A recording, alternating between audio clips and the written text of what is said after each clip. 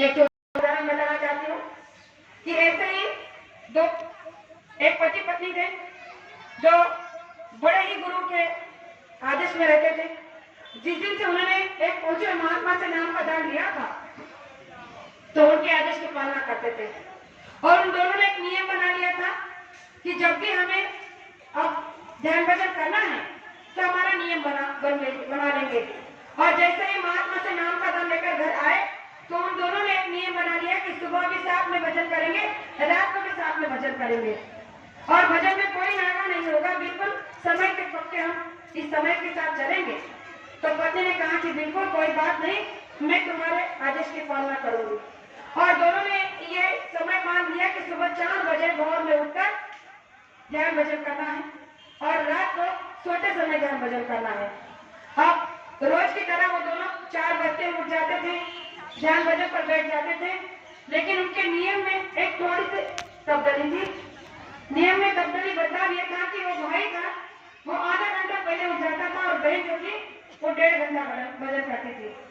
1 घंटा दोनों बैठते थे, लेकिन 1 घंटे के बाद वो भाई आधा घंटा पहले उठ जाता था, यानी बहन 1.5 घंटा भजन करती थी और भाई केवल 1 घंटा करता था।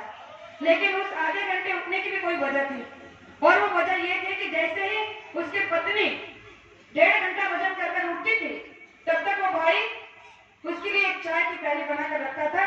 जैसे ही वो भजन से उठती थी तो उसके हाथ में चाय की प्याली रखता था और इस नियम के साथ उनका संसार चलता रहा। कई दिन वर्ष बीतते गए, दोनों का नियम चलता रहा बिल्कुल बराबर से। एक दिन सुबह जब वो 4 बजे भोर में उठी तो देखा कि पति तो अपने बिस्तर पर पड़े हुए हैं, लेटे हुए हैं, क्योंकि रोज पहले भाई उठ जाता था फिर उसे उठाता था। तो उसे लगा कि आज उनकी आंख लग गई है, चलो कोई बात नहीं, मैं उठा लेती हूँ। जाकर उसने आवाज लगाई कि अरे उठो, हमारा भजन का समय हो गया है और आज अभी तक आप लेटे हो।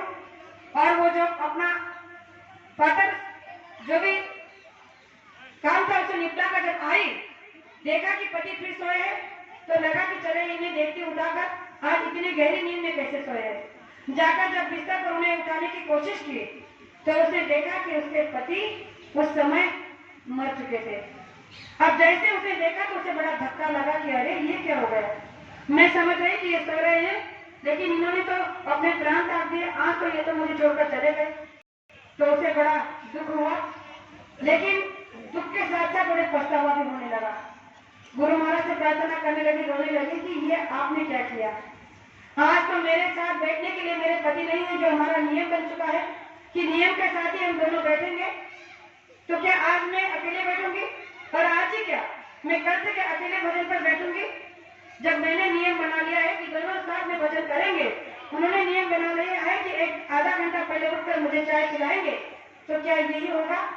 गुरु महाराज से प्रार्थना करने लगी, रोने लगी, फिर सोचने लगी होश में आकर कि ये मैं क्या कर रही हूँ।